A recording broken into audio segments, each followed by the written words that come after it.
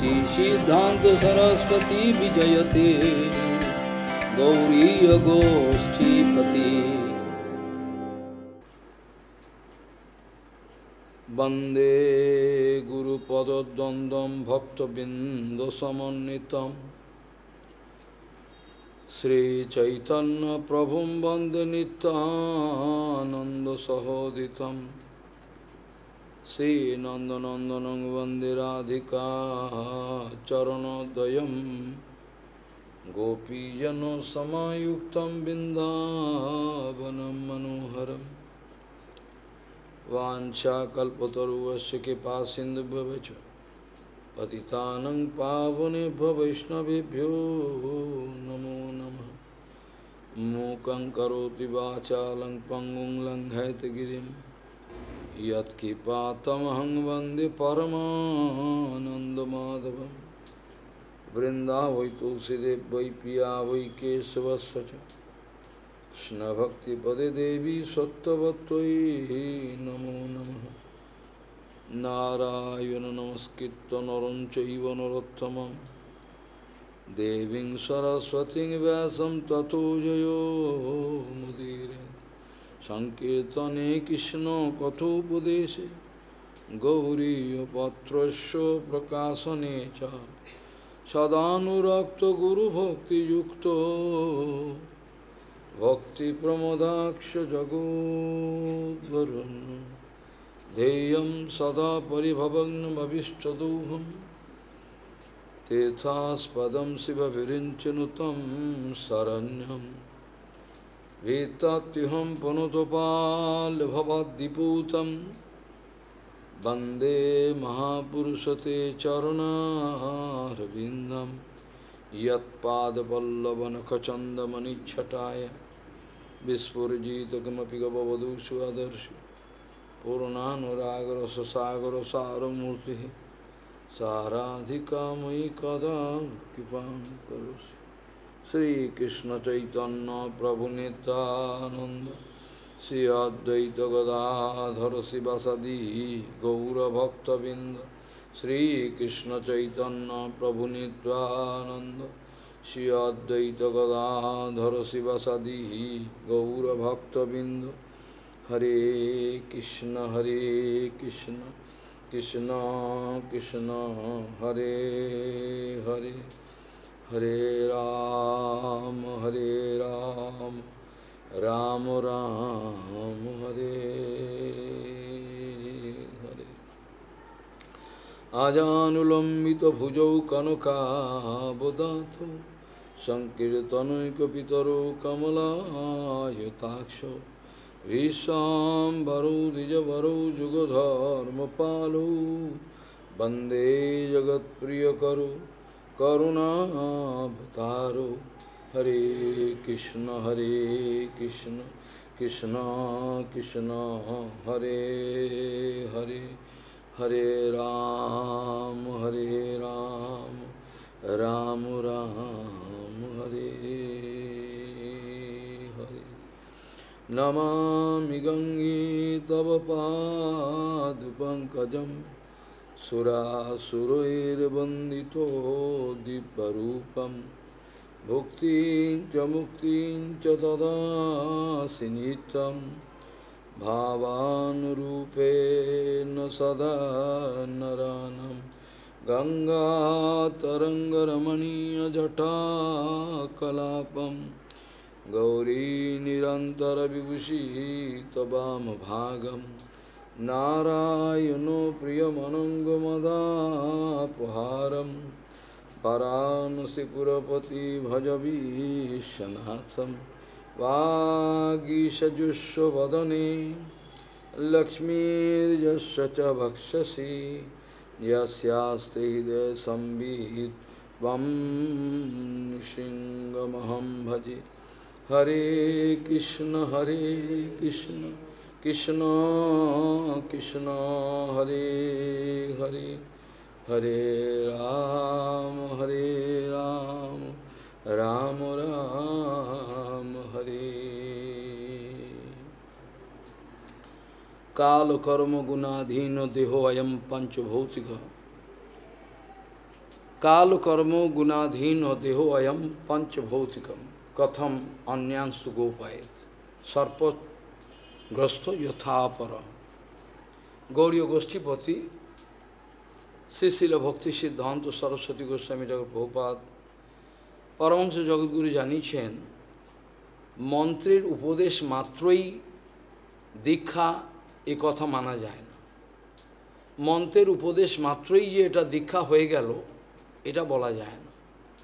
গৌড়ীয় গোষ্ঠীপতি শ্রী শিল ভক্তি সিদ্ধান্ত সরস্বতী গোস্বামী ঠাকুর প্রভুপাদ পরমহংস জগদ্গুরু জানিয়েছেন মন্ত্রের উপদেশ মাত্রই যে ওটা দীক্ষা এরকম কোনো কথা নয়। দীক্ষা কথার অর্থ হলো দিব্য জ্ঞানের উন্মেষ হবে। যদি মন্ত্র দীক্ষার ফলেতে হৃদয়েতে দিব্য জ্ঞান উদিত নাই হলো সেটাকে বাস্তবিক পক্ষে দীক্ষা বলা যায় না, তার দ্বারা দিব্যজ্ঞান লাভ হয় না। শ্রীল প্রভুপাদ জানাচ্ছেন যারা গুরুপাদ পদ্মের সঙ্গে আংশিক আদান প্রদানের মাধ্যমে লাভবান হতে চান, আংশিক আদান প্রদান,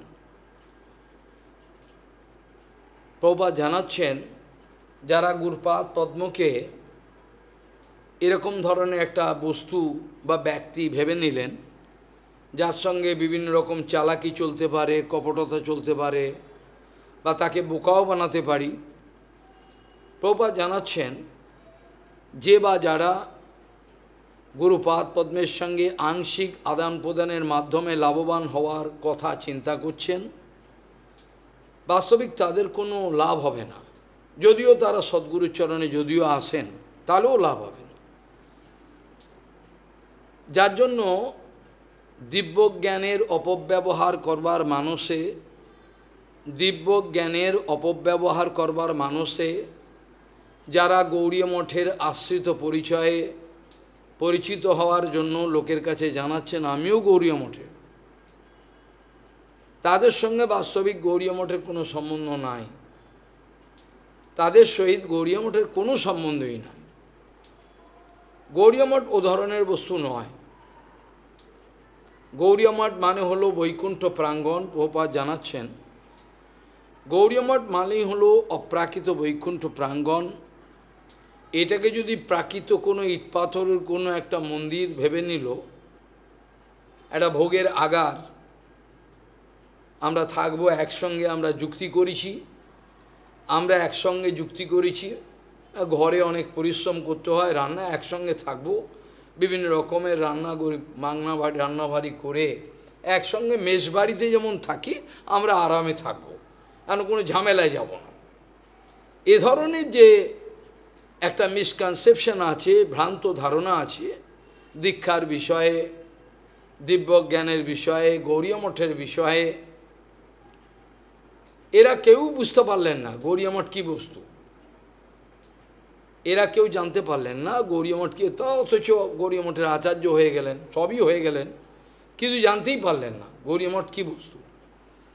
যেখানে রূপগোস্বামী পাদ তার লেখনীতে লিখছেন দিব্যৎ বৃন্দারণ্য কল্পদ্রুমাদ সীমা তৎনাগা সিংহাসনস্থ শ্রী শ্রী রাধা শ্রী গোবিন্দ দিব্য পেষ্টালিভি সেব্য মানুষ ফারামি, এটাকে বলে গৌড়ীয় মঠ। যেখানে রূপগোস্বামী পাদের প্রদর্শিত, যেখানে রূপগোস্বামী পাদের দ্বারা প্রদর্শিত অপ্রাকৃত রাধা গোবিন্দের যুগল বিলাস, তার সেবা, সমস্ত সহালিভি যত সখী মঞ্জুরি আছেন তারা আপ্রাণ চেষ্টা করছেন সেই যুগল কিশোরের সর্বাঙ্গীন সুখবিধানের চেষ্টা। এটাকেই ভক্তি বলা হয়।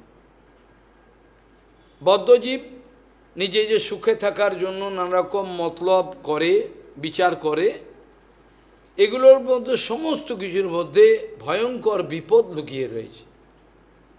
আমাদের জন্য ভোগের বস্তুগুলো নয়, ভোগের যত বস্তুগুলো এগুলো কিন্তু আমাদের জন্য নয়। আমরা মনে করি ভোগের বস্তুগুলো আমাদের জন্য। যতদিন পর্যন্ত জগতের যত বস্তু আমার সব ইন্দ্রিয় তর্পণ করুক, যারা মঠে সবাই আমার সেবা করুক, আমি আরামে থাকব, এ ধরনের যতদিন পর্যন্ত বিচার থাকে, জগতের সবাই, সব কিছু, সব বস্তু, সব টাকা পয়সা আমার সেবায় লাগুক, যতদিন পর্যন্ত এই বিচারগুলো থাকে ততদিন পর্যন্ত আমি অসুর, এইটি বলা যায়। অসুরের বিচার হলো সব আমার কাজে লাগুক, আমার সুবিধে যদি না হলো লাভটা কী হলো, সব আমার সুবিধে লাগা দরকার, না হলে তো আমার লাভ নেই কিছু। যে মুহূর্তে শুদ্ধ গুরু বৈষ্ণবের সঙ্গ হয়, আমরা তো মাসের পর মাস, বছরের পর বছর সাধুসঙ্গের কথা বলে থাকি, কিন্তু যাদের এক মুহূর্তকাল, মুহূর্তও ছেড়ে দিন, এক ফ্র্যাকশন অফ সেকেন্ড, সামান্য কালের জন্য লবমাত্র সাধুসঙ্গে সর্বসিদ্ধি হয়, এই কথা আমরা মুখস্থ করে নিয়েছি, কিন্তু আমাদের এটা বিশ্বাস নাই। সাধুসঙ্গ, সাধুসঙ্গ সর্বশাস্ত্রে কয় লবমাত্র সাধুসঙ্গে সর্বসিদ্ধি হয়, এটা মুখস্থ করে নিয়েছি, কিন্তু এর মধ্যে আমার বিশ্বাস হয় না। লবমাত্র সাধুসঙ্গে কী করে হবে? 1 সেকেন্ডকে 11 ভাগ করে ওইটুকু সময় সাধুসঙ্গ, এত সাধুসঙ্গ কিছু লাভ হলো না, তো ওইটুকু সময় সাধুসঙ্গ হয়ে যাবে না? হ্যাঁ, হবে, ওইটুকু সময় হবে। সেই জন্য শাস্ত্রকাররা বলছেন সাধুসঙ্গ, সাধুসঙ্গ সর্বশাস্ত্রে কয় লবমাত্র সাধুসঙ্গে সর্বসিদ্ধি হয়। সর্বসিদ্ধি মানে হলো যে সম্পত্তি সুদুর্লভ, প্রেম ভক্তি, সেই প্রেম ভক্তি পর্যন্ত লাভ হতে পারে, যেটা সুদুর্লভ, এটা লাভ হয় না, সবার পক্ষে সম্ভব না, সেইটা পর্যন্ত আমাদের লাভ হতে পারে, অসম্ভব। যেটা জৈব ধর্মের উদাহরণেতে আমরা দেখতে পাই, অল্প কথায় জৈব ধর্মতে দেখতে পাই, মায়াবাদী সেই সন্ন্যাসী, সেই সময়তে তিনি 10,000 শিষ্যের গুরু, যে সময়টার কথা বলা হচ্ছে সেই সময়টা হলো চৈতন্য মহাপ্রভু যাবার 50-60 বছরও হবে না, মানে মহাপ্রভু গেছেন হয়তো 50-60 বছরের পার্থক্য। তখনও পর্যন্ত বারাণসীতে শ্রীমন মহাপ্রভু এবং সংকীর্তনের কথা অনেকে জানতেন, যারা মায়াবাদ আসে তারাও বুঝতেন, সম্মান করতেন। এখন আবার নতুন করে প্রচারের দরকার পড়েছে, সব যে তিমিরে সে তিমিরে চলে গেছে, অর্থাৎ প্রভুপাদ চলে গেছেন অনেক দিন হয়ে গেল, প্রায় 100 বছর হবে না, তার কিছু কম হবে, কিন্তু আবার প্রভুপাদের কথাগুলো আবার বলতে হবে। ওগুলো সব লোকে ভুলে যাচ্ছে, ভুলে গেছে, ওগুলো সব ভুলে যেতে চাইছে, ওগুলো মনে রাখলে বিপদ, ওই অত কঠিন হয় নাকি, ওগুলো সব ভুলে যাবে। বাস্তবিক পক্ষে বিচার করলে দেখা যাবে কেউ কিন্তু আত্মমঙ্গল চায় না, যে কথাটা আমি পুনঃ পুনঃ উচ্চারণ করি। বাস্তবিক পক্ষে কেউ আত্মমঙ্গল চায়, ওই খাবো দাবো থাকবো, এই ঝামেলা হবে না, এই পর্যন্ত কথা। কিন্তু আত্মমঙ্গল বিষয়টা যে কি, এটা তারা বোঝে না, এটা সম্বন্ধে ওয়াকিবহল নয়। এই জন্য চলবে জনম জনম, এ খেলা চলবে নিরন্তর। যেটা বলা হচ্ছে বারাণসীতে সেই সন্ন্যাসী, যার নাম হয়েছিল বৈষ্ণব দাস, পরবর্তী সময়ে তিনি তো মায়াবাদী সন্ন্যাসী ছিলেন। তিনি শ্রী চৈতন্য মহাপ্রভুর এক ভক্তের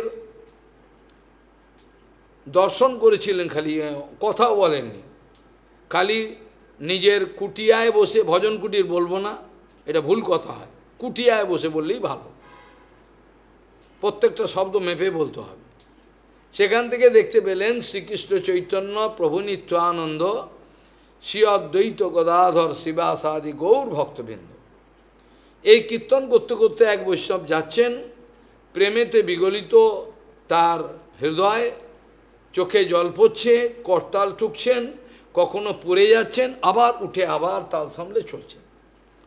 মায়াবাদী, যদিও মায়াবাদী, তথাপি শ্রী চৈতন্য মহাপ্রভুর চলে যাওয়ার বেশি দিন হয়নি, ওই জন্য জানতে পেরেছিলেন, বুঝতে পেরেছিলেন, কারণ তাদের মনে আছে, কেন যে বিচারগুলো মহাপ্রভু বলেছিলেন পরপরাকে কিছু শুনেছিলেন, যে এই যে ভক্ত চলে যাচ্ছেন, এর বিরাট প্রেমময় অবস্থা। আমরা ভক্তের বিচার করি অন্যরকমভাবে, আমরা মনে করি কে কত বেশি বাহাদুরি দেখাতে পারবে, এটা মনে করি। কিন্তু গুরু বৈষ্ণব এরকম বাহাদুরির পক্ষপাতী নয়।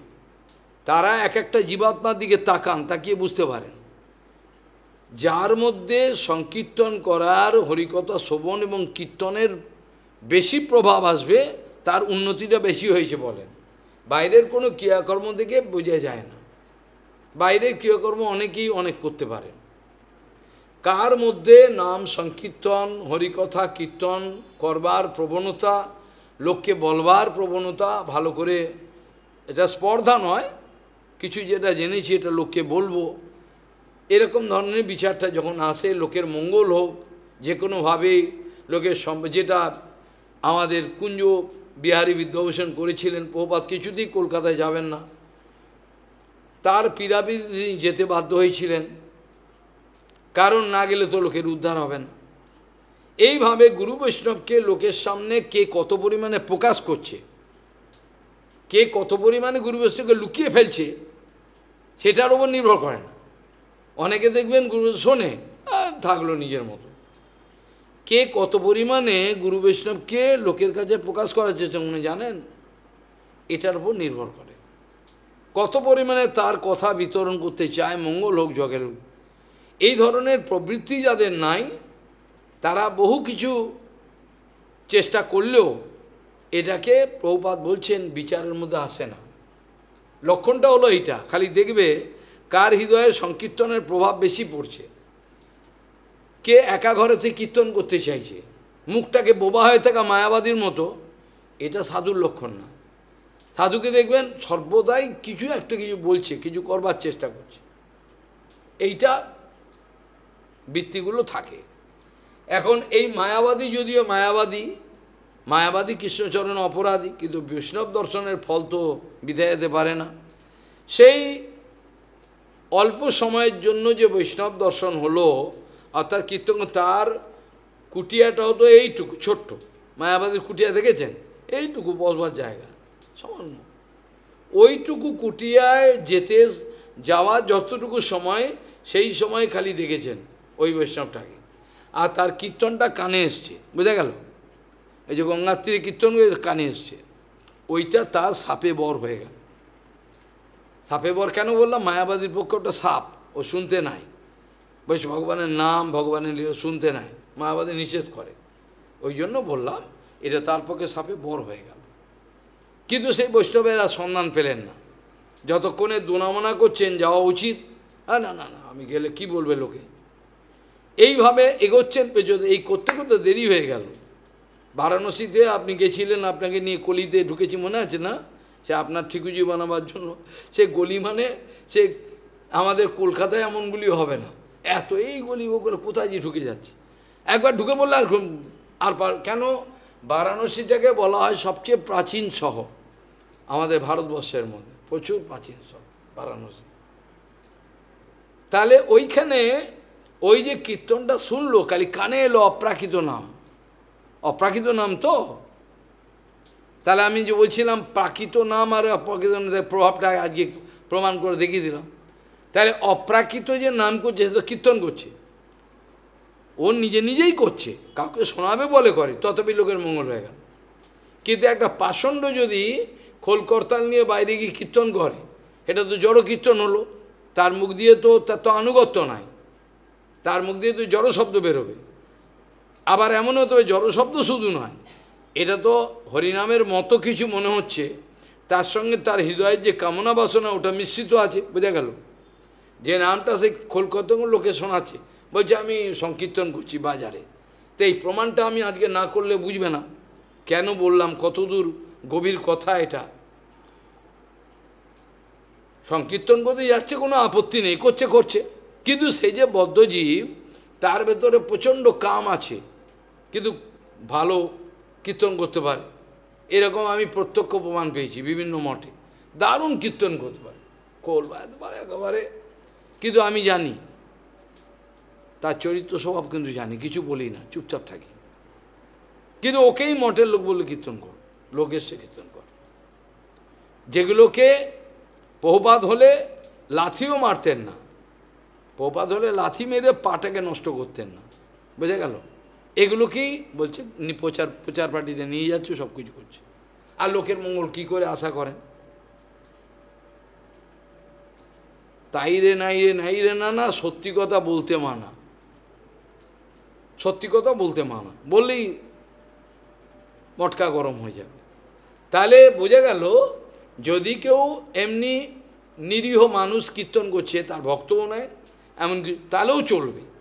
কিন্তু যদি কোনো ব্যক্তি অপরাধী হয়, তার যদি পাষণ্ড হয়, ভেতরে অপরাধ থাকে, বিভিন্ন ধরনের কাম থাকে, সেই যদি খোল বাজিয়ে কীর্তন করে যায়, তার মুখ দিয়ে যে কীর্তনটা বেরোবে, ওর সঙ্গে তার কামটা মিশ্রিত হয়ে যায়। বোঝা গেল না?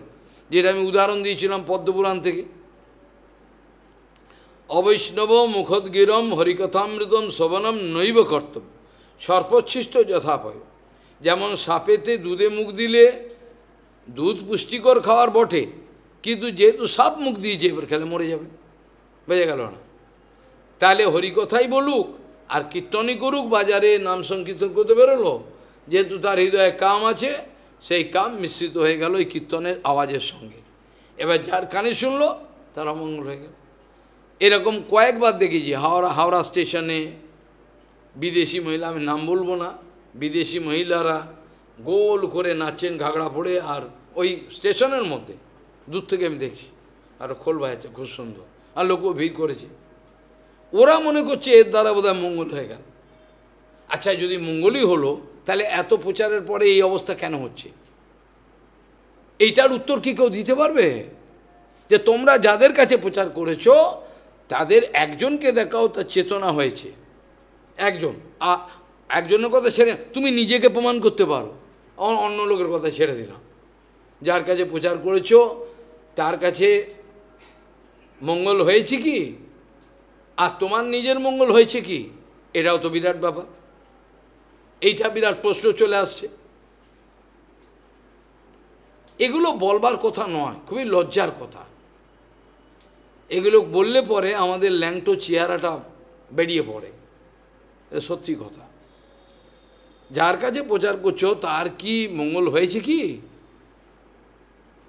তাদের কাছে যার একজনের তো মঙ্গল হবে, আর যদি তাও না, তোমার নিজের মঙ্গল হলো কি? এটা মুশকিল হয়ে গেল। তাহলে দেখা গেল লবমাত্র সাধু সঙ্গে সর্বসিদ্ধি হয়, এটা ভক্তিবিনোদ ঠাকুর জৈব ধর্মের এই বাস্তব উদাহরণের মাধ্যমে প্রমাণ করে দিলেন। ওই বৈষ্ণব দাসের ওই সময়ের জন্য অপ্রাকৃত নাম কানেতে প্রবিষ্ট হওয়ার জন্য তাকে বারাণসী ছাড়িয়ে দিল, বারাণসী থাকতে পারছে না। কে মন উচ্চাটন হচ্ছে গৌরাঙ্গের জন্য, যেটা মধুসূদন সরস্বতীবাদের হয়েছিল, ফরিদপুরের বাড়ি তার। প্রকাশানন্দের পরে যদি কারণ নাম বলতে হয়, তাহলে তার নাম হলো এই ফরিদপুরের এই যার কথা বলছি। কিন্তু ও তো বৈষ্ণব হয়ে গেল, পরে বৈষ্ণব হয়ে গেল। তাহলে এটাও হতে পারে। কাজে সে যে সমস্ত বারাণসী, তার এত প্রতিপত্তি, সম্মান, ইজ্জত, তার এত শিষ্য, সমস্ত কিছু ছেড়ে দিয়ে সে ভিখারি হয়ে নবদ্বীপে চলে এলো। কি একটা আশ্চর্য বিষয়! লোকে সামান্য বিষয় আশয় ছাড়তে পারে না, সামান্য টাকা পয়সা ছেড়ে বেরোতে পারে না, আর তার সমস্ত এত প্রতিপত্তি, প্রভাব প্রতিপত্তি সব ছেড়ে দিয়ে কি করে চলে এলো? এসে গঙ্গায় স্নান করলো, লোককে জিজ্ঞেস করছে এখানে কোনো পরম বৈষ্ণবের কোনো আস্থানা আমাকে, এখানে বৃদ্ধ ব্যক্তিরা চান করছেন, বলছে যান, পরমহংস বাবা আছেন গোদ্রুমে, তার কাছে যান, গেলে আপনার লাভ হবে। তার কাছে এলেন। তারপরের কথা শোনার দরকার নেই, কেন আমাদের এই পর্যন্তই প্রয়োজন। মানে বলার বক্তব্য হলো, সে মায়াবাদী, তার এইরকম ধরনের এত বিরাট পরিবর্তন হয়ে গেল, এবং শুধু পরিবর্তন হলো না, সে তো শাস্ত্রজ্ঞান ছিল, কিন্তু শাস্ত্রজ্ঞান মায়াবাদ বিচারের উপর প্রতিষ্ঠিত ছিল। শাস্ত্র কিন্তু আমরা যা পড়ি, আমরা বেদান্ত পড়ি, ওরাও বেদান্ত পড়ে, আমরা ভাগবত পড়ি, ওরা কিন্তু পড়ে, কিন্তু পার্থক্যটা কোথায় জানেন? ওরা ভাগবত পড়ে অন্য সিদ্ধান্ত করে। আজকে অনেক গভীর কথা আলোচনা হয়েছে বেদান্তে, অপূর্ব এসব আলোচনা, ভগবানের ইচ্ছা, গোপন কথা। তাহলে আমরা ভাগবত পড়ব, আমাদের বিচার আলাদা, ওরা ভাগবত পড়বে, ওদের বিচার আলাদা, এক হবে না। তাহলে কোথায় সুবিধাটা হলো দেখুন, ও শাস্ত্র জানে, উপনিষদ বেদান্ত সব পড়েছে, সব বিরাট দিগ্গজ, সব পড়েছে, ভাগবত পড়েছে। কিন্তু এতদিন পর্যন্ত মায়াবাদ বিচারের উপর তার বিচারটা অবস্থিত প্রতিষ্ঠিত ছিল, তার বিচারটা মায়াবাদ বিচারের উপর প্রতিষ্ঠিত ছিল।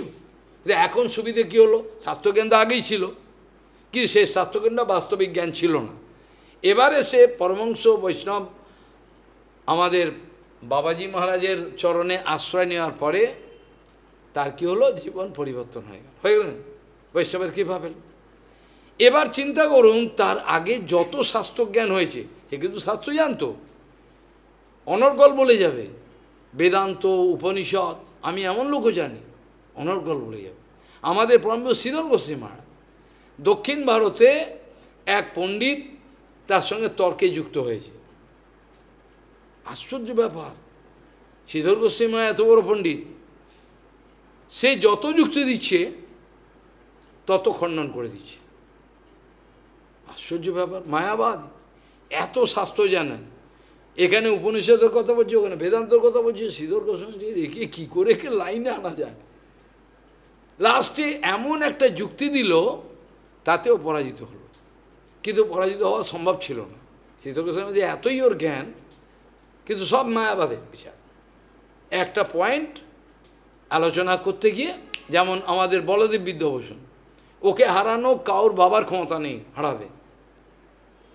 বলদেব বিদ্যাভূষণ হারাতে পারবে না। রাধা দামোদর লাল, যে যিনি শ্যামানন্দ পরিবারের পণ্ডিত ছিলেন, তার সঙ্গে যখন যুক্তি আরম্ভ হলো, তখন দুজনের মধ্যে এইটাই চুক্তি হয়েছিল, বৈষ্ণবরা চারিদিকে রয়েছে, যে যদি বলদেব বিদ্যাভূষণ, ঐকান্তিক কৃষ্ণদাস ওর নাম ছিল, যদি উনি হেরে যান, তাহলে এনার কাছে ওনাকে দীক্ষা নিতে হবে। ইনি মাধ্য সম্প্রদায়, ইনি যুক্তি দিচ্ছেন, আর ইনি গৌড়ীয় সম্প্রদায়। ইনি যদি হেরে যান, তাহলে বলদেব বিদ্যাভূষণের কাছে তাকে দীক্ষা নিতে হবে, আর বলদেব বিদ্যাভূষণ যদি হেরে যান, তার কাছে নিতে হবে। এটা কিন্তু যুক্তি, এইটাই যুক্তি। কিন্তু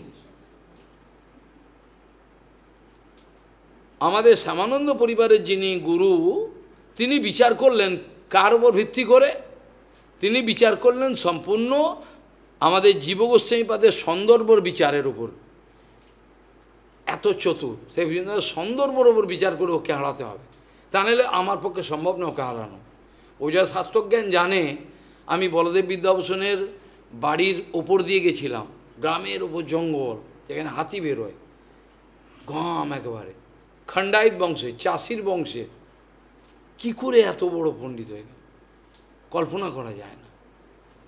তাহলে তিনি যখন যুক্তি দিচ্ছেন, রাধা দামোদরজি কী করলেন, সন্দর্ভের বিচার করে ওকে একটা একটা করে বোঝাবার চেষ্টা করলেন।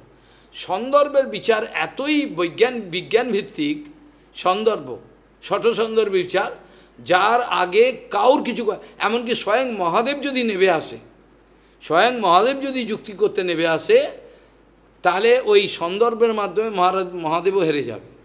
এত বিচার জীবগোস্বামীপাদের, তার সে গেল হেরে, গিয়ে কি করলেন, তার আশ্রয় নিলেন, অর্থাৎ আমাদের গৌড়ীয় মঠের হয়ে, গৌড়ীয় সম্প্রদায় হয়ে গেলেন। কে?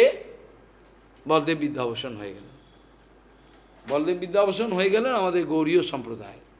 এত বড় জিনিয়াস, এরকম মণিমাণিক্য জগতে দু একজনও পাওয়া যাবে না, এত বড়। তো শ্রীধর গোস্বামী যে কথা যেটা বললাম, তিনি একটা সামান্য যুক্তির উপর বেশ করে ওকে হারালেন, তা নাহলে হারানো সম্ভব। এত জ্ঞান, যে কথাটায় ফিরে আসি, তাহলে এই ব্যক্তির জ্ঞান অপরিসীম, অনেক জ্ঞান তার, কিন্তু তথাপি প্রেমদাস বাবাজি মহারাজের যে প্রেম ভালোবাসা, তার কাছে তো জ্ঞান কিছু নয়। ভক্তির কাছে জ্ঞান তো পরাজিত হয়। যেখানে আত্মার সঙ্গে আত্মার ভাব বিনিময় হয়, সেখানে ভাষাটা নিরস্ত হয়ে যায়। কথাটা বোঝা গেল? আমি অনেক যুক্তি দিয়ে একটা জিনিস বোঝাবার চেষ্টা করছি, কিন্তু এমন একটা জায়গা আছে চৈতন্য মহাপ্রভু যেগুলো জানিয়েছেন প্রেম রাজ্যের কথা, সেখানে পৌঁছালে পরে আর ভাষা চলে না, সেখানে খালি তাকিয়ে থাকবে, ফ্যাল ফ্যাল করে চোখে জল পড়বে। এরম একটা অবস্থা আছে তো, স্বীকার করেন তো? এমন একটা যেমন আমাদের গুরু মহারাজ কথা কম বলতেন, কিন্তু বহুপাতে কথা বলতে চোখে কেঁদে ফেলতেন, আমরা অতি বিগলিত হৃদয় হতো। তা কি ভক্তি তার ভেতরে! কয়েকটা শুষ্ক জ্ঞানের কথা শুনে আমি করবোটা কি? আমার তো কোনো কাজে আসবে না। তো আমাদের ভক্তিরাজ্যের এমন একটা বিষয় যেখানে যতই আপনি যুক্তিতর্ক করুন, কিন্তু এমন একটা প্ল্যাটফর্ম আছে যেখানে গেলে পরে ভাষা আর কাজে লাগে না, ভাষা আর কাজে লাগে না। যদিও আমরা জানি ভাব এবং ভাষা একে অপরের পরিপূরক, আমরা জানি তো ভাব এবং ভাষা একে অপরের পরিপূরক, এটা ছোটোবেলা থেকেই আমরা জানি। আমার মনের ভাব কি ভাষা দিয়ে প্রকাশ করব, ও ভাষা দিয়ে বলল আমার ভাবে চলে এলো, এই কথা বলতে চেয়েছেন, এটা ঠিকই কথা। ভাব এবং ভাষা একে অপরের পরিপূরক, এটা আমরা জানি। কিন্তু এমন একটা রাজ্য আছে, এমন একটা রাজ্য আছে যে রাজ্যে ভাষা আর কাজে লাগে না, ভাষা লেকচার কাজে লাগে না। সেখানে গেলে ভাব আর ভাবের, যেমন কৃষ্ণের সঙ্গে গোপিকাগণে কোনো কথা বলছে না, খালি তাকিয়ে রয়েছে, ফ্যাল ফ্যাল করে চোখের জল পড়ছে, রাধারানী কথা বলতে পারছেন। এরকম একটা অবস্থা আছে তো, যেটা বহুপাদেরও হতো, কথা বন্ধ হয়ে গেল, কথা বলতে বলতে গলা কণ্ঠ রোধ হয়ে গেল, চুপ করে গেলেন। হরিকথা বলতে বলতে এরকম হয়, সেখানে আর ভাষা চলে না।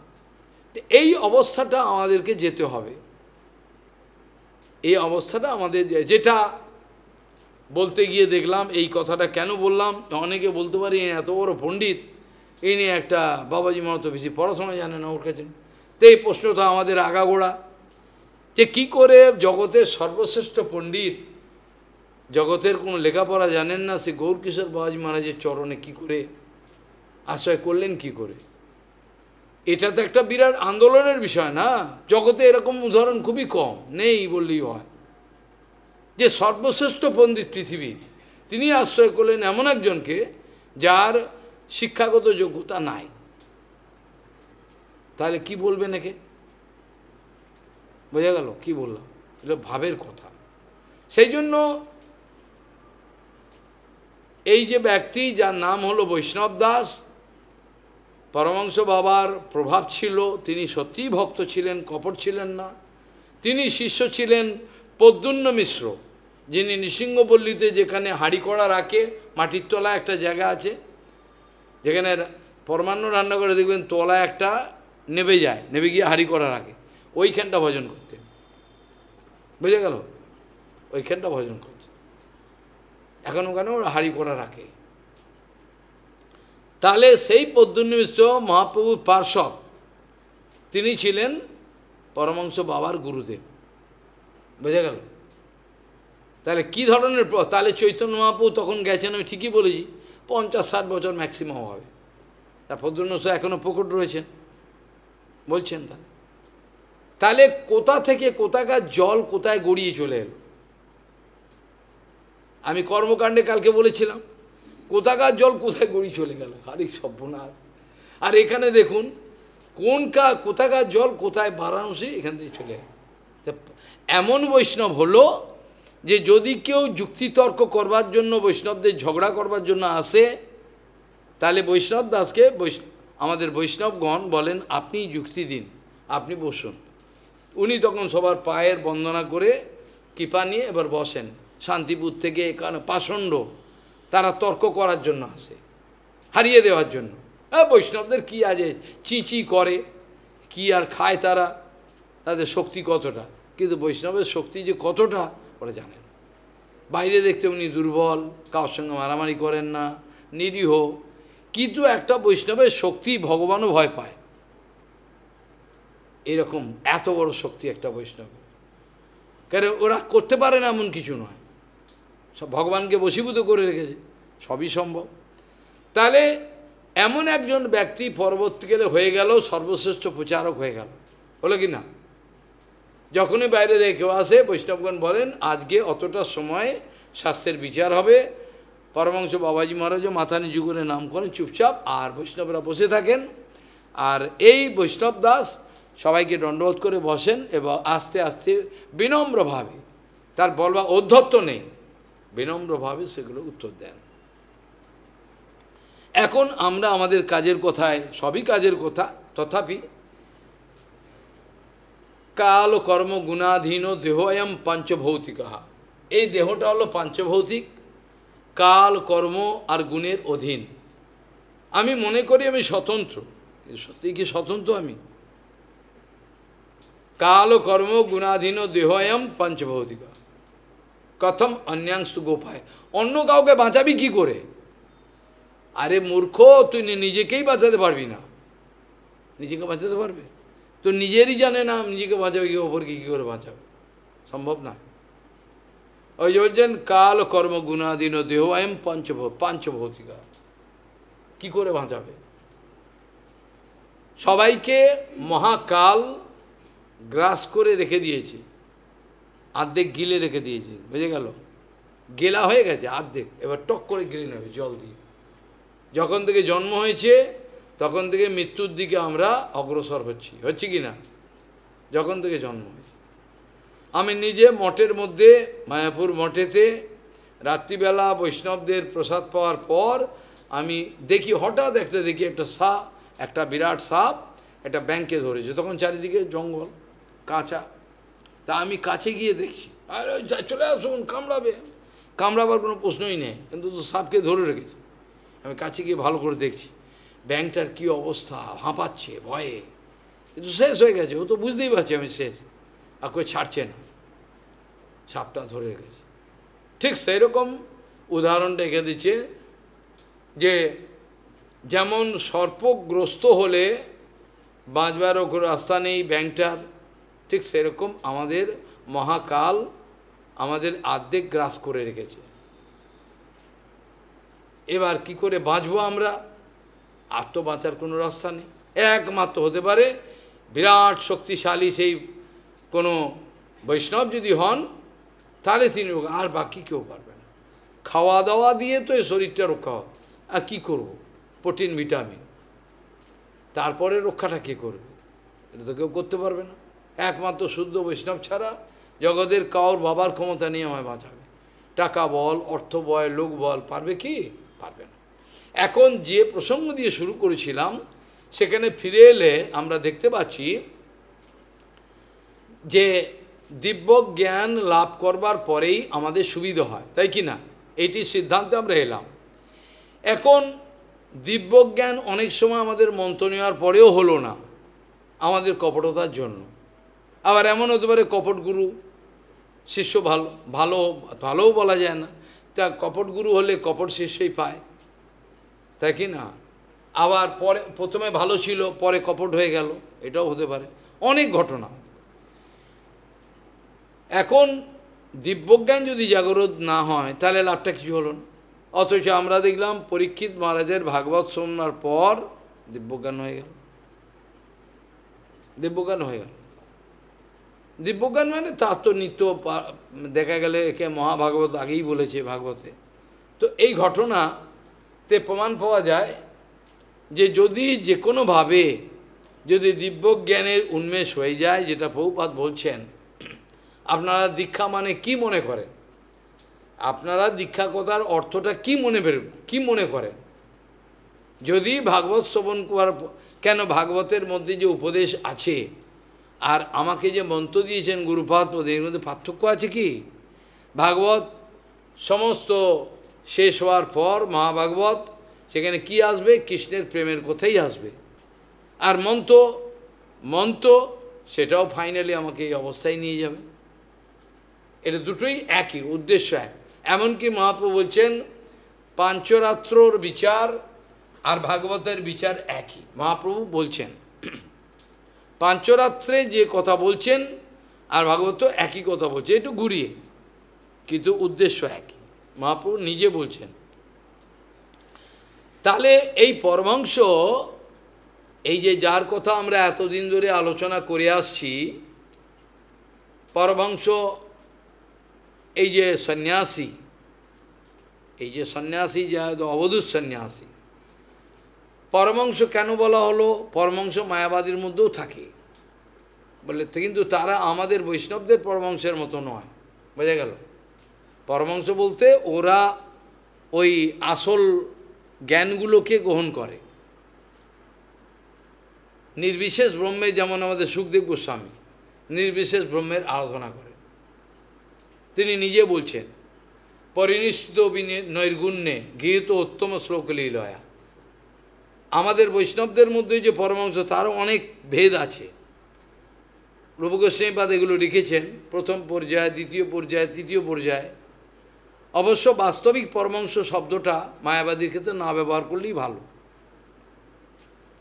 না ব্যবহার করলেই ভালো। কিন্তু পরমহংস এই কারণে বলা হচ্ছে, ওরা এই যে সার বস্তুটাকে, অর্থাৎ সংসারের অসার না নিয়ে অন্তত আত্মতত্ত্বটা কিছুটা বোঝবার চেষ্টা করে, তার তো লাভ নেই। বাস্তবিক পরমহংস বলতে গেলে বৈষ্ণবদেরই বলা হয়, বাকি সবাইকে বলাটা উচিতও নয়। কিন্তু আমাদের সুখদেব গোস্বামী যেমন ছিলেন, উনি কী করলেন? প্রথমে পরিনিষ্ঠিত নৈর্গুণ্যে, পরে কি হলো, তার পরিবর্তন হয়ে গেল। পরিবর্তন হয়ে গিয়ে এমন পরমহংস হয়ে গেলেন, মানে সর্বশ্রেষ্ঠ টপমোস্ট অবস্থা সুখদেব গোস্বামী হয়ে গেল। তাহলে এই যে অবধূত সন্ন্যাসীর কথা বলছি, উনিও তো বৈষ্ণব সন্ন্যাসী নয়। বৈষ্ণব কি? যার কথা হলো অবধূত সন্ন্যাসীর কথা বলছি, এই তো বৈষ্ণব সন্ন্যাসী নয়। কিন্তু তিনি পরমহংস বৃত্তিটা লাভ করছেন। কারণ পরমহংসের কাজটা কি? কেন বললাম? কেন যে কোনো জায়গা থেকে যে শিক্ষাটা তিনি আসল নিয়ে নেন। যেমন জলে আর দুধে মিশিয়ে দিলে দুধটাকে যেমন আলাদা করে হংস নিয়ে নিতে পারে, জলটাকে আলাদা করে দেয়, দুধটাকে নিয়ে নিতে পারে, সেই রকম আমরা এতদিনের আলোচনায় দেখলাম এই অবধূত সন্ন্যাসী তিনি সবার কাছে বোকা সেজে থাকেন, কিন্তু যে কোনো বস্তু বা ব্যক্তি তাদের ক্রিয়াকর্ম সব ঘটনা থেকে তিনি সারবস্তুটা গ্রহণ, এই কথাই তো তিনি বলেছেন। কিভাবে সূর্যের থেকে কি গ্রহণ করেছেন, হ্যাঁ, কুররি পাখির থেকে কি গ্রহণ করেছেন তিনি, এগুলো তো গ্রহণ করেছেন। গ্রহণ করে তিনি সংসারের জড় বস্তুগুলোর থেকে তিনি রেহাই পেয়েছেন, এই অর্থে তাকে বলা যায়। বাস্তবিক পরমহংস শব্দটা কিন্তু একমাত্র বৈষ্ণবদের ক্ষেত্রেই প্রযোজ্য। কিন্তু যেহেতু তিনি সারবস্তু বলতে ওই জগতের থেকে নিয়ে তিনি আর বেপথে মানে আর কোনো অন্যদিকে যেতে পারবেন না। কেন? তিনি সব বিষয় থেকে সারবস্তুগুলো গ্রহণ করেছেন, করে বলছেন যে আমি এই বিষয় থেকে, সর্পের থেকে এই শিখেছি, এখান থেকে এই শিখেছি, এইভাবে তিনি অনেক কিছু তিনি শিখলেন। এবার তাহলে এখন প্রশ্ন হতে পারে, তাহলে কি তার আর দীক্ষার কোনো প্রয়োজন হবে না? এখন আপনাদের যদি প্রশ্ন করা হয়, সুখদেব গোস্বামী কার থেকে দীক্ষা নিয়েছেন বলতে পারেন? কার থেকে? বিচার করলে দেখা যায় সুখদেব গোস্বামী ভাগবত তত্ত্ববিজ্ঞান ব্যাসদেব গোস্বামীর থেকে পেয়েছেন। প্রথমে তো তাকে আকর্ষণ করে নিয়ে এসছেন, তারপর ভাগবত তত্ত্ববিজ্ঞান শুনেছেন। ভাগবত তত্ত্ববিজ্ঞান যদি তার ভাগবত থেকে সম্পূর্ণ সার বস্তুটা তিনি গ্রহণ করে থাকেন, তাহলে তো তার দীক্ষা হয়েই গেল। প্রভুপাদ যেটা বলছেন, আপনারা দীক্ষা কথার অর্থ কি বোঝেন? খালি কিছু মন্ত্রের উপদেশ শুনলাম, দীক্ষা হয়ে গেল। মন্ত্রটার সঙ্গে, মন্ত্রের দেবতার সঙ্গে আমার দেখা করার দরকার নেই, তাহলে কি করে হলো দীক্ষা? দীক্ষা কথার মানেটা কি হলো? শুধু উপদেশ আমি কটা মন্ত্র আমায় বলে দিল, এটা তো বলেননি। মন্ত্রের অর্থের অনুভব হলো কি না, মন্ত্রের দেবতার সঙ্গে তোমার দেখা হলো কি না, আর যে গুরুদেবের থেকে তুমি মন্ত্র পেলে তার যে স্বরূপটা তিনি উপলব্ধি করতে পারলে কি না। তুমি গুরুপাদ পদ্মের তার একটা স্বরূপ আছে, বাণী স্বরূপ আছে। যেমন প্রভুপাদের ভক্তি সিদ্ধান্ত, তার একটা বাণী স্বরূপ আছে। এইটা দেখা হলো কি না, তার তো দীক্ষা হলো না। তাহলে প্রভুপাদের বক্তব্য হলো, আপনারা দীক্ষা কথার মানে কি বোঝেন? আপনারা কি বোঝেন? খালি কিছু মন্ত্র কাছে শুনে নিলাম, কানে ফু, আজকে ইংরেজি কথা হচ্ছিল, ফু হয়ে গেল মন্ত্র। মন্ত্রের অনুভব হলো কি না, কী মন্ত্র পেলেন, গুরুদেবের সঙ্গে তার বাস্তবিক সাক্ষাৎকার হলো কি না, তার স্বরূপের অনুভব হলো কি না। গুরুচরণ দর্শন না হলে তো আর ভগবত চরণ দর্শন হওয়ার কোনো প্রশ্নই নেই, কালকেই বলেছি। তাহলে গুরুপাদ পদ্মের স্বরূপ উদ্বোধ হলো কি না, তিনি যে মন্ত্র দিয়েছেন, গুরুদেবকে ভগবানের সঙ্গে অভিন্ন জ্ঞান হলো কি না, এগুলো সব হলো কি না, তারপরে মন্ত্রদেবতার দর্শন হলো কি না, তারপর দীক্ষা। তাহলে ভাগবত শ্রবণের পর যদি সুখদেব গোস্বামী মহারাজ ভাগবত শ্রবণ করালেন, পরীক্ষিত মহারাজের কৃতকৃত্যার্থ হয়ে গেলেন, বলছেন তো, পরীক্ষিত মহারাজ তো নিজেই স্বীকার করছেন, কৃতার্থোস্মি অনুগৃহীতোস্মি ভবতা করুণাত্মনঃ শ্রাবিত যচ্চমে সাক্ষাৎ অনাদি নিধনম হরিম। এই কথা তো বলছেন সুখদেব গোস্বামী, এই কথা বলছেন। এই পরীক্ষিত মহারাজ সুখদেব গোস্বামীকে এই কথা বলেছেন, এই কথাই বলছেন, কৃতার্থোস্মি অনুগৃহীতোস্মি ভবতা করুণাত্মনঃ শ্রাবিত যচ্চমে সাক্ষাৎ অনাদি নিধনম হরিম। আপনি তো ভগবানের কথা শ্রবণ করালেন, আমি কৃতার্থ হয়ে গেলাম। কৃতার্থ মানে সর্বসিদ্ধি হয়ে গেল। কৃতার্থোস্মি অনুগৃহীতোস্মি ভবতা করুণাত্মনঃ শ্রাবিত যচ্চমে সাক্ষাৎ অনাদি নিধনম হরিম। অনাদি নিধনম হরিম, অনাদি নিধন অনন্তকাল যিনি বিরাজমান, সেই পুরুষোত্তম ভগবানের দর্শন সরস্বতী হয়ে গেছে, আমি খেয়ে ভগবানের সব সম্বন্ধ সব হয়ে গেছে। তাহলে সুখদেব গোস্বামীর যেমন দীক্ষার কোনো আমরা খবর পাই না, কেবল ব্যাসদেব গোস্বামীর থেকে ভাগবত তত্ত্ববিজ্ঞান শুনেই তিনি কৃতজ্ঞতা প্রেমে বিগলিত, এমনকি রাধারানীর নামটা পর্যন্ত বলতে পারছেন না, বলতে গিয়ে আটকে যাচ্ছে কথা, কৃতজ্ঞতা হয়ে গেছে। পরীক্ষিত মহারাজ কার কাছ থেকে দীক্ষা নিয়েছেন খবর পাওয়া যাচ্ছে না, কিন্তু তিনি ভাগবত কথা শুনে নিজেই বলছেন, অনুগৃহীত অস্মি কৃতার্থ অস্মি অনুগৃহীত অস্মি, আপনার দ্বারা আমি কৃতার্থ হয়ে গেছি। আহা, তা নিজেই বলছেন। তাহলে মন্ত্রের মাধ্যমে যদি অনুভব নাই হলো তত্ত্ববিজ্ঞান, তাহলে আমার দীক্ষা হয়নি, বাস্তবিক হয়নি। তাহলে এই অবধূত সন্ন্যাসীর কার কাছে দীক্ষা হয়েছে আমারও খবর নেই, আপনারও খবর নেই, কিন্তু এটা দেখা যাচ্ছে তিনি বিভিন্ন পিঙ্গলা বিশ্বাস থেকে একটা শিখে নিলেন, এর থেকে শিখে। এরকম ব্যক্তি জগতে বেশ কয়েকটা আমি উদাহরণ দিতে পারব, জগতে এরকম উদাহরণ দেওয়া যাবে, আশ্চর্য। খালি জড়জগতে যাকে বুদ্ধদেব বলা হয়, আমাদের বুদ্ধ তো ভগবান বুদ্ধ, যেটা কপিলাবস্তুর যে লুম্বিনী নগরের যে বুদ্ধ, যাকে বুদ্ধ, যার নাম, যার জ্ঞান হয়ে গেল, জ্ঞান হলো কি করে, কি জ্ঞান হলো, ভগবত তত্ত্ববিজ্ঞান। ভগবত তত্ত্ববিজ্ঞান বলিনি, মানে সংসারটা যে অনিত্য এটা বুঝে নিলেন। হ্যাঁ, সংসারটা অনিত্য বুঝে নিলেন। কী দেখেছেন, একদিন দেখলেন একজন জড়া ব্যক্তি পুরো রয়েছে, নড়তে হয়, ও তাহলে এই অবস্থা হয় শরীরের, একজন মরা নিয়ে যাচ্ছে এখন, এটা দেখলেন।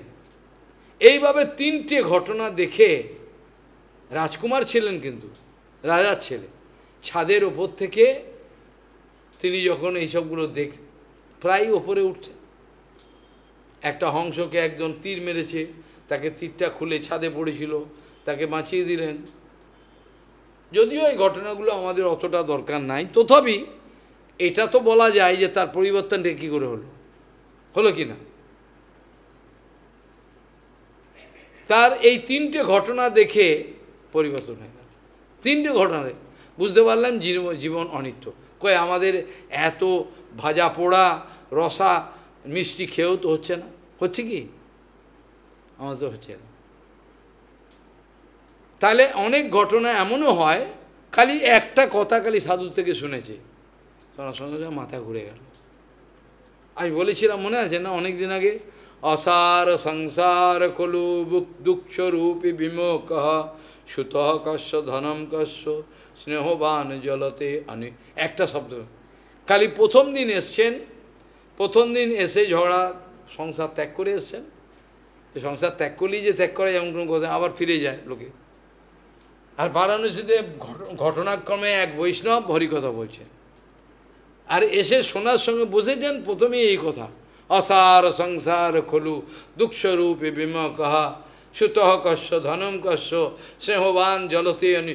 ব্যাস হয়ে গেল, একটা শব্দ শুনেই বললো হ্যাঁ বুঝে গেছি, তার বুঝে গেল, চৈত্যগুরু বুঝিয়ে দিল, এ হচ্ছে সংসার, জেনে রাখবি, কেউ কাউর নয়। একটা খালি ভাগবতের মহিমা শ্লোক শুনে তার হয়ে গেল, আর বাড়ি ফিরে যায়নি। গেছে কি? আমাদের গোস্বামী মহারাজ একবার খালি প্রভাতকে দর্শন করেছেন, সঙ্গে সঙ্গে সঙ্গে সঙ্গে। আর গুরুপাদ পদ্মকে ক্যাকড়া বিছে কামড়েছে, তারপরে যে কামড়া কত কামড়ায়, আমি গিয়ে হরিকথা শুনবো প্রভাত। তো এগুলোও তো আছে। এখন কালকে পর্যন্ত আলোচনায় আমরা দেখেছিলাম যে সেখানে বলছেন যে নিজের দেহটাকেও আমরা আলোচনায় দেখলাম, কালকে অবধূত সন্ন্যাসী বলছেন যে এই সব গুরুর থেকে 24 গুরু তাও ছাড়িয়ে গেছে, 24 গুরু তো প্রধান হয়ে গেল, অনেক কিছু ব্যাখ্যা করছেন তিনি। এবং গুরুভ্যো এতেভ্যো এষা মে শিক্ষিতা মতি স্বাত্মোপশিক্ষিতাম বুদ্ধিম শৃণু মে বদত প্রভু। বলছেন আমি এই এতগুলো গুরুর থেকে জীবনের বাস্তবিক মানেটা বুঝে নিয়েছি, কিছুই নেই, সব ফাঁকা। আমি জীবনের মানেটা বুঝে নিয়েছি এইগুলো দেখে, প্রত্যেকটার থেকে একটা করে। আর সত্যিই তাই, পরমাংশ গুরু বৈষ্ণব কিন্তু তাই, এটা আপনার চোখ নিয়ে বুঝতে পারেন না। ওরা যেখানে যায়, যে পরিস্থিতি যায়, বিপরীত পরিস্থিতি, তার মধ্যে থেকে একটা শিক্ষা নিয়ে নেয়, তাকে ঠকাচ্ছে, বোকা বানাচ্ছে, ওখান থেকে শিক্ষা নিয়ে নেয়। গুরু বৈষ্ণবের এত ক্ষমতা, যেখানে যে পরিস্থিতি হবে। ওদের এত জ্ঞান হয় কি করে? ওরা কি বই পড়ে জ্ঞান মনে করেন? অনেক বই পড়ে মুখস্থ করেনি, তা নয়। ওই যে বিভিন্ন আমাদের ভারতী মহারাজ খালি নিজের জীবনের অভিজ্ঞতা থেকে হরিকথা বলতেন, আর গুরু বৈষ্ণব সঙ্গ করেছেন, তার হরিকথাটা দেখবেন খালি অনর্গল বলে যাচ্ছেন। 1900 অমুক সালে এই হয়েছিল, 1900 এই সালে এই হয়েছিল, দেখা সব মনে আছে। বৈষ্ণবের সঙ্গে শুনেছিলেন সেইরকম। শাস্ত্র থেকে বেশি উদাহরণ দিতেন না, কম, কিন্তু নিজের অভিজ্ঞতা থেকে হরিকথা বলে যাচ্ছেন অনর্গল। যেখানে যত হরিকথা শুনেছি সব অভিজ্ঞতা থেকে, নিজে যা জ্ঞান লাভ করেছেন, কখন কোন বৈষ্ণবের কী আচরণ দেখেছেন সেখান থেকে শিখে নিয়েছেন। অরণ্য মহারাজের, বনগোস্বামী মহারাজের, সব একটার পর একটা আমি বলতে থাকি যখন যেটা মনে পড়ে। পরমহংস মহারাজের সব প্রত্যেকের থেকে একটা করে শিখেছি। সন্ত গোস্বামী মহারাজ থেকে আমিও শিখি, ওদের আচরণগুলো দেখি কে কী করে, করতে শিখে নি। ও বুঝতে পারে না আমি যে শিখে নিলাম, ওর আচরণ থেকে আমি শিখে নিলাম, ওরা জানে না, ওদেরকে জানানো যাবে না, কিন্তু শিখে নিলাম। এটা করতে হয়, তা নাহলে খালি করে বই মুখস্থ করে হয় না, দিব্যজ্ঞান এভাবে হয় না। গুরু কৃপাতে সেবার মাধ্যমে যে দিব্যজ্ঞান হয়, সেই জ্ঞানকে মেরে ফেললেও হবে না, ও জ্ঞান যাবে না। যাবে কি? দিব্যজ্ঞান লাভ হয়। কাজেই এখানে বলছেন এই সব গুরুগণের থেকে আমি এই সব ব্যাপারগুলো অনেক কিছু শুনেছি, শিখেছি, এইসব আমি শিখেছি। এবং গুরুভ্যো এতেভ্যো এষা মে শিক্ষিতা মতি স্বাত্মোপশিক্ষিতাম বুদ্ধিম শৃণু মে বদতঃ প্রভু। এবার আমি বলছি এই দেহটা আমার গুরু কি করে হলো, এইটা শোনো রাজন, এই ব্যাপারটা শোনো। প্রথম কথা হলো, দেহ গুরুর মম বিরক্তির বিবেক হেত বিভ্রত স্ম সত্য নিধনম, সততার্তু উদারকম। এখানে বলছেন যে আমার এই দেহটাকে গুরু বলছি এই কারণে, কারণ এই দেহটা পরবর্তীকালে বিরক্তির কারণ হয়ে দাঁড়ায়। এই কথাটা আমি ইংরেজি হরিকথা অনেকবার বলছি, তোমাদের কারোর বোঝা হতে চাই না। আমি ততদিন বেঁচে থাকবো যতদিন আমি নিজে সব করতে পারবো, কারোর বোঝা হয়ে থাকতে চাই না, এটা আমার ইচ্ছা নয়। কারণ আমি জানি একই তো অপ্রাকৃত দর্শন কারোর নাই, সবাই তো আর ঈশ্বর পরিবাদ নয়, মাধবন্ধু পরিবাদে মনমূত্র পরিষ্কার করেও অপ্রাকৃত বিচার পেল হয় না, জড় বুদ্ধি সম্পন্ন বেশিরভাগই। এই জন্য বলছেন, বলছেন দেহ গুরুর মম বিরক্তির বিবেক হেতুর বিভ্রত স্ম সত্য নিধনম। এই যে দেহটা পাঞ্চভৌতিক, যেটা দিয়ে শুরু করেছিলাম, কালকর্ম গুণাধীন দেহ অয়ম পাঞ্চভৌতিক সত্যিত্বতায়, এই সত্য, সত্য মানে এক্সিস্টেন্স, সত্য মানে যার অস্তিত্ব আছে, এটা তো, এটা কি থাকবে? থাকবে না। আগে আর পরে থাকবে না। আগেও ছিল না, যখন মায়ের পেট থেকে জন্ম হয়নি তখন আমার কথা কেউ জানতো না, মধ্যখানে জানে, মানে আমার জন্মের আগে কেউ জানতো না যে আমি আসব, তাহলে আমাকে চিনতো না। মায়ের পেট থেকে জন্ম করলাম, তখন থেকে চিনল, আবার পরে দেহ ছাড়ার পর আর চিনবে না। তাহলে আদি আর অন্তের মাঝখানে যে সময়টুকু, সেটাকে বলা হয় জীবন লীলা। বুঝে গেল? জীবন লীলা। তাহলে বলছেন দেহ গুরুর মম বিরক্তির বিবেক হেতুর বিভ্রত স্ম সত্য নিধনম, সততাৎ সততার্থী উদকম, সততার্থী উদকম,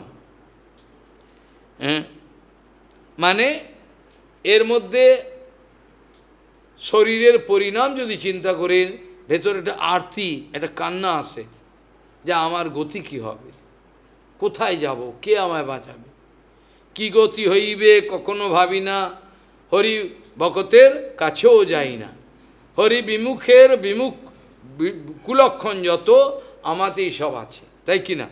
এটা কিরম ধরনের কীর্তনটা লিখেছেন, এবার চিন্তা করুন, কতটা অনুভব করে লিখেছে, বুঝতে পারছেন? লেকচার দিয়েছে কি?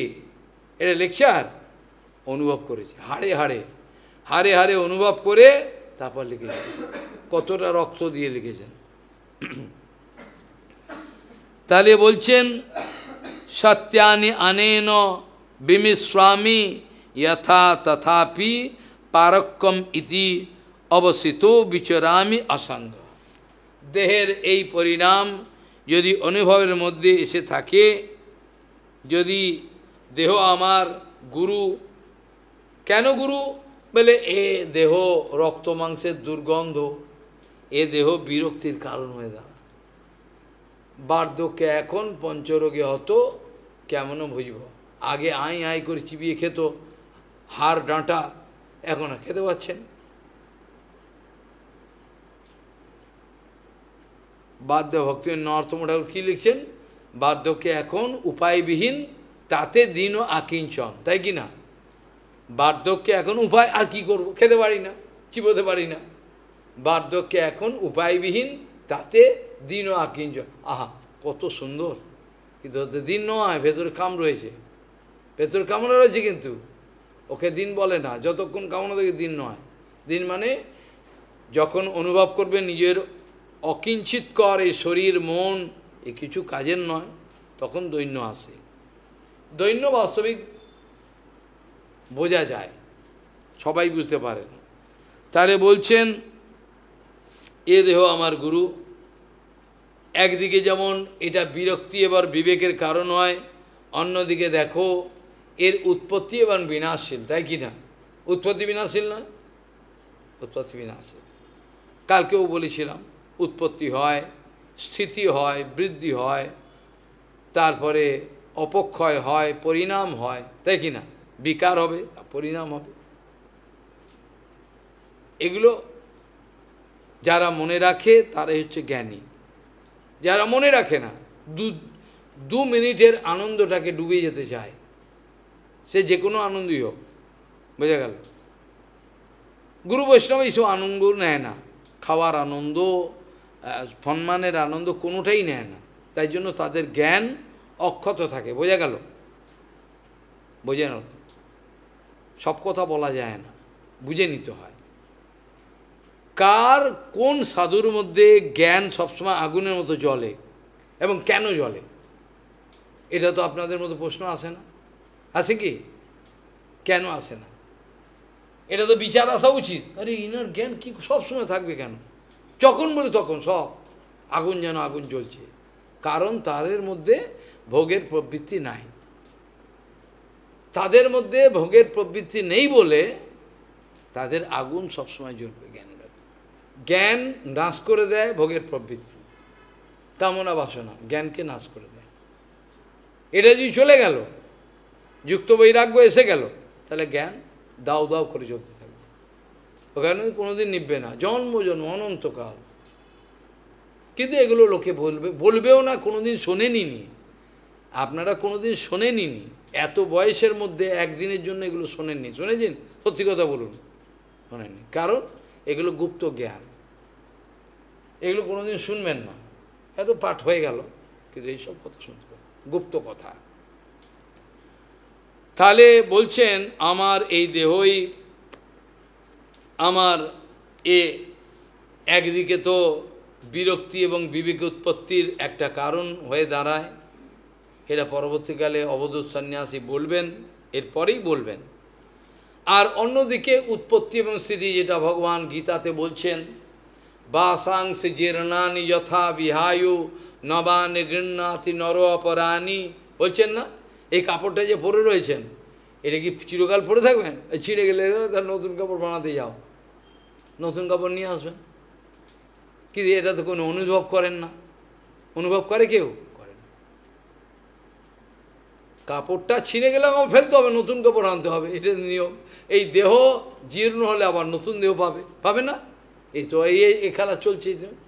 পুনরপি জননাম পুনরপি মরণাম পুনরপি মাতৃ জঠরে শয়নম, এটা তো চলছে।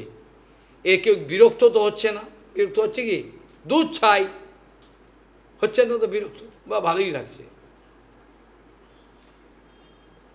এই জন্য এগুলো অনুভব করা দরকার, যে কিভাবে পুনঃ জন্ম এবং মরণের মালার মধ্যে আমরা আবর্তিত হচ্ছি, ঘুরে যাচ্ছি।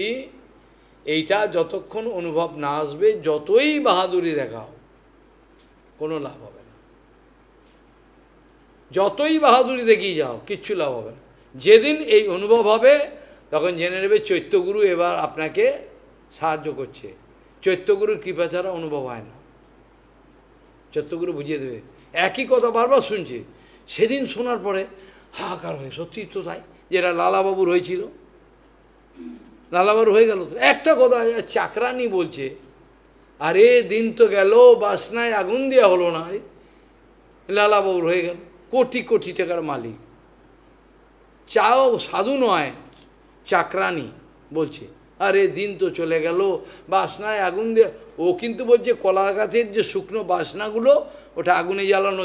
আর লালাবাবুর হৃদয়ে চৈত্যগুরু বুঝিয়ে দিল যে বাসনায় আগুন দেওয়া হলো না, দিন তো গেল, 60 বছরের ওপর হয়ে গেল। সেদিন সে মুহূর্তে ইনি কলম পেন হিসাবের খাতা ফেলে দিয়ে দূর হয়ে চলে গেছিলেন। পারবেন? অসম্ভব। চলে গেলেন, আর ফিরলেন না। তিনি সিদ্ধ হয়েছিলেন, সিদ্ধ বাবার কাছে মন্ত্র পেয়েছিলেন, তিনিও সিদ্ধ হয়েছিলেন। কি করে হলো? 60 বছরের পরে চলে গেল। অর্থাৎ যার কপাল ভালো তার হয়ে যায়। লালাবাবুর মন্দির আছে বৃন্দাবনে, ওর হয়ে গেল। চিন্তা করে দেখুন যে কীরকম একটা একটা কথা কীভাবে পরিবর্তন করে দেয় মানুষের জীবনকে। আবার অনর্গল যে অপরাধ আছে, বিভিন্ন রকমের বৈষ্ণব বিদ্বেষ, কোনো রকমভাবে কোনো জীবাত্মার প্রতি যেন আমার বিদ্বেষ না হয়, এটা ভগবানের চরণে পাব। আমাকে খুন করতে আসে, তার প্রতিও যেন আমার কেন ওকে মেরে ফেলবো, ও খুন করতে, এটা যেন না হয়। এটা যে বৈষ্ণবের বিচার। যদি বৈষ্ণব হতে হয়, তাহলে কাউর প্রতি কোনো রকম রাগ করা চলবে না। কোনো কথা, কড়া কথা বলা যাবে, কিন্তু সেটা আবার হিংসা করে নয়। বুঝে গেল? কড়া কথা বলা যাবে, কিন্তু বাঁচাবার জন্য বলব, হিংসা করে বলা যাবে না। হিংসা করে বললেই তার ভক্তি নাশ হয়ে গেল। তাহলে একই আশ্রমে থাকে একজনের উপর আমার রাগ হচ্ছে, বিভিন্ন কোনো কারণে রাগ হচ্ছে, ব্যাস তাহলে কী হলো, ওই জীবাত্মার মঙ্গল আর হবে না রাগ করলে পরে।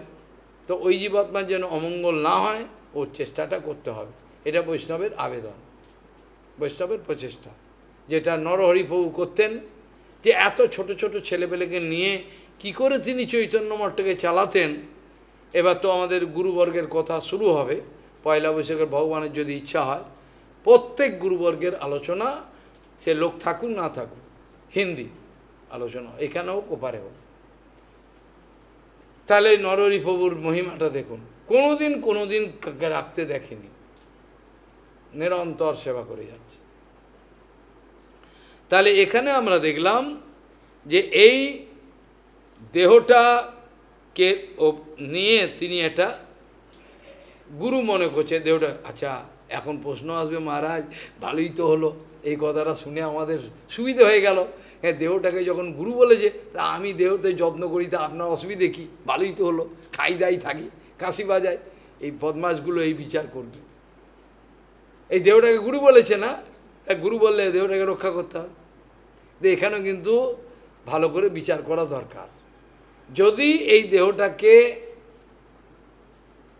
আত্মহত্যা করার চেষ্টা করে তাতে পাপ, কিন্তু দেহটার ওপর অগাধ স্নেহ এবং প্রীতি নিয়ে করলে পরে তার বন্ধনের কারণ হয়ে যাবে। তার মানে এই অবধূত সন্ন্যাসী যেটা বলেছে দুটোর একটাও নয়, তাই কি না? কিন্তু আমি কিন্তু চালাকি করে ঘুরিয়ে দেবো, এই দেহটাকে বলেছে গুরু, তার আমি যত্ন নেবো, ভালো খাবো দাবো, থাকবো, আরাম করবো, এটা বলে নাই। এখানে কিন্তু একটা ব্যাপার আছে। এখানে অবধূত সন্ন্যাসীর বক্তব্য হলো শরীর রক্ষা করো, যেটা মহাপ্রভু বলেছেন ওই কথাটাই আনতে হয়। ভালো না খাইবে আর ভালো না বলবে, গ্রাম্য কথা না শুনিবে গ্রাম্য বার্তা না কইবে, ভালো না খাইবে আর ভালো না, এই কথাটাই এখানে লাগালে পরে তাহলে মানেটা সঠিক পাওয়া যাবে। অর্থাৎ শরীরটাকে রক্ষা করতে গেলে যে আমার দরকার হয়, ভোগের প্রবৃত্তি নিয়ে আমি করব না, অবশ্যই ভোগের প্রবৃত্তি নিয়ে নিশ্চয়ই করব না, কিন্তু শরীরটাকে রক্ষা করতে গেলে যা যতটুকু লাগে নিতে হবে। বোঝা গেল? শরীরটাকে যদি আমি না রক্ষা করি, এই শরীরটাই তো আমার জ্ঞান অর্জনের কারণ হয়ে দাঁড়াবে।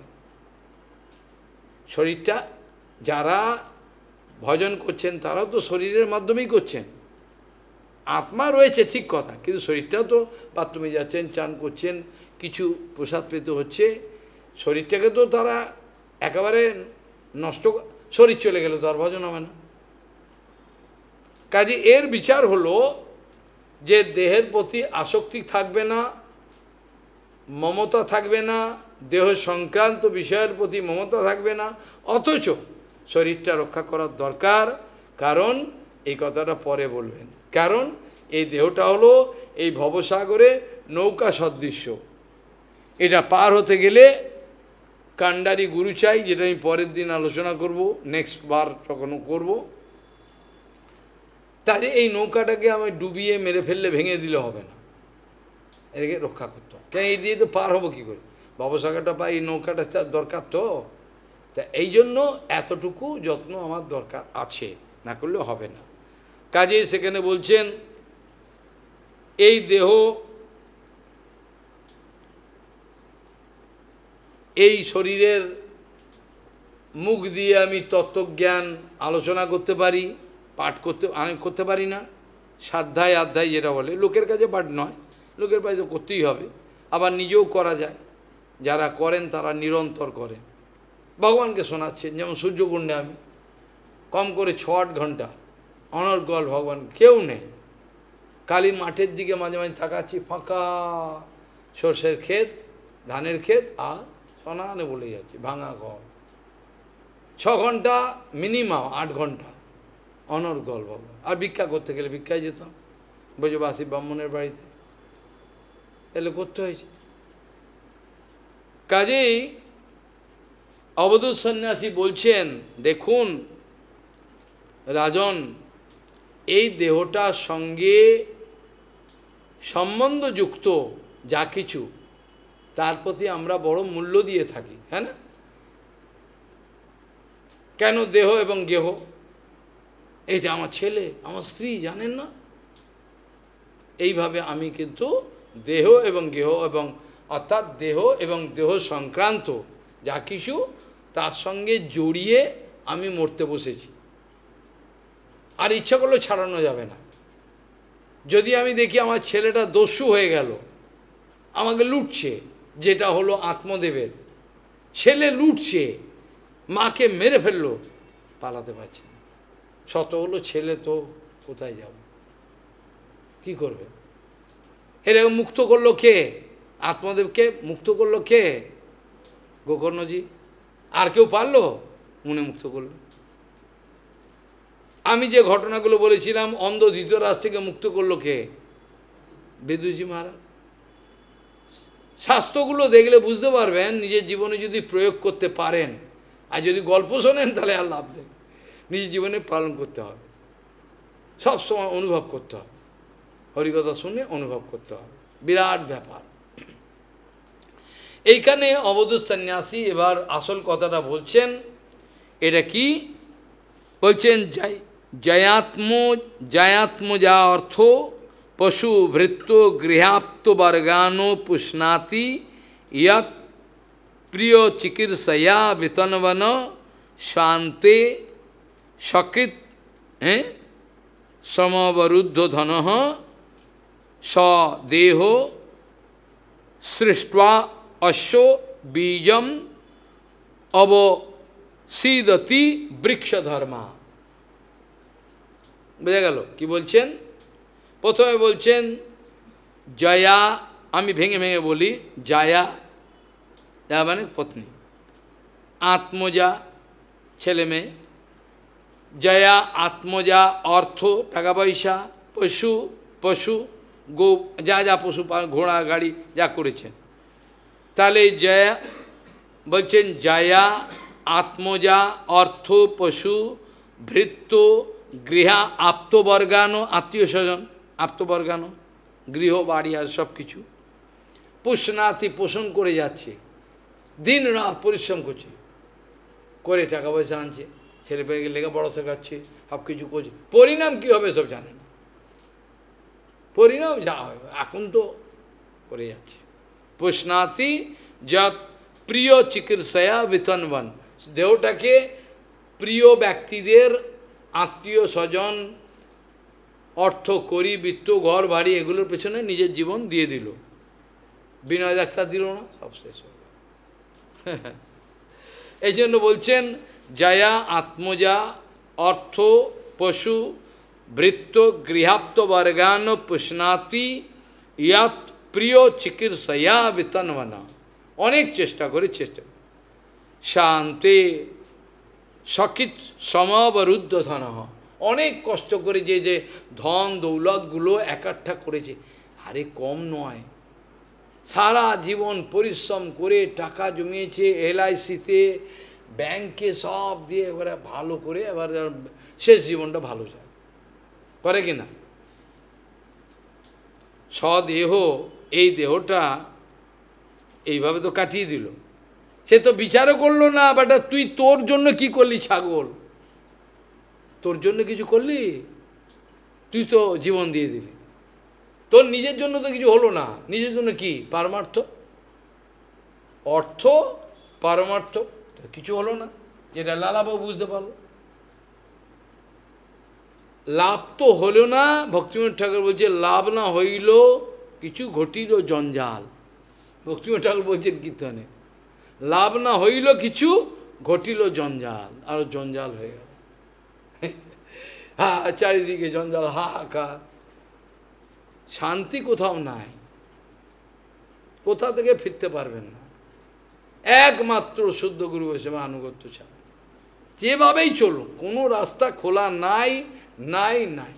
যত কিছু বাহাদুরি দেখাক, চেয়ারে উঁচু চেয়ারে বসুক, বক্তৃতা দিক, সব করুক, শেষ সময় ঠেকতে হবে, শেষ সময় ঠেকতেই হবে, কারোর বাবার ক্ষমতা নেই বাঁচাবে, শেষ সময় আসবে। কতদিন করবি? রাবণের সিংহাসনে বসবার সময়টাও তো বাঁধা ছিল, ছিল না? রাবণ বলেছিল ওই লুটে নেব, আয় কে পায় আমাকে, তো রাবণ, আর তাকেও যেতে হয়েছিল, তাইনি? কত করবি কর, করে নে, তারপর তো যেতে হবে, তখন কি নিয়ে যাবি? কিছু তো নাই, লোককে তো ঠকালি, সারা জীবন ঠকিয়ে এলি, নিজের কিছু নাই, কি সম্পত্তি নিয়ে যাবি? পরপারের কড়ি আছে, পরপারের ধন সম্পত্তি কিছু রোজগার করতে হয় তো, এটা তো নাই, কী করে হবে? তাহলে এখানে লাভ তো হলোই না, উল্টো অবধূত সন্ন্যাসী বলছেন লাভ তো কিছুই হলো না, উল্টে ঘটিল জঞ্জাল। জঞ্জাল কি করে বলছেন? বললো নিজের পরমার্থ তো হলো না, আর পরমার্থ হলো না এটাও তো একটা গেল, তারপরে যে ক্রিয়াকর্ম করেছে তার কর্মফলটা আছে, কর্মের গতি তাকে বেঁধে ফেলেছে, তা দেখতে পাচ্ছে না, ও কিন্তু দেখতে পাচ্ছে না নিজে যে কর্মের বন্ধনে নিজেকে, এই জন্মটা তো গেল, এবার পরে যে আবার জন্ম হবে তার এই বন্ধনটা, যেটা তো কর্মের যে গতি, যে নেটওয়ার্ক তুই কর্মের করেছিস, এটা তো পরের জন্ম আবার ভুগতে হবে, হবে না? তাহলে নিজেই নিজের জালে জড়াচ্ছে। কত চালাকি করবি কর, কত চালাকি করবি কর, নিজের জালে নিজেই জড়াচ্ছিস, কিন্তু এটা জানতে হবে, এটা বুঝতে পারছেন না। এইখানে বলছেন যে এইভাবে কি হলো, নিজেই নিজের জালে জড়িয়ে মরল। ভালো, নিজের প্রিয় সাধনাবিলাসী এই পুরুষ, এই যে দেহটা, অর্থাৎ পুরে নবদ্বারে পুরে দেহি সুখে আছে, 9টা গেট সামনে মন্দিরের ভেতর, এটা নিয়ে মজা করছে, স্ত্রী পুত্র সব করলো, পোষণ করলো, পরিবার বর্গ আত্মীয় স্বজন শালা শালি সব হয়ে গেল, এবার পরে দুঃশালা হয়ে যাবে পরে, এখন তো চললো সব কিছু হয়ে গেল, হয়ে গিয়ে কি হলো, শেষে কষ্ট করে ধন উপার্জন করলো, আর এই দেহটাই বৃক্ষের যেমন উৎপত্তি হয়, বৃক্ষের ধর্ম গ্রহণ করলো, বৃক্ষ জাল বিস্তার করছে শাখা পোশাখা একবার করে, এরা ভগবান বলছেন না গীতাতে, ঊর্ধ্ব মূলম অধ শাখ্যম প্রাহুরব্যয়ম,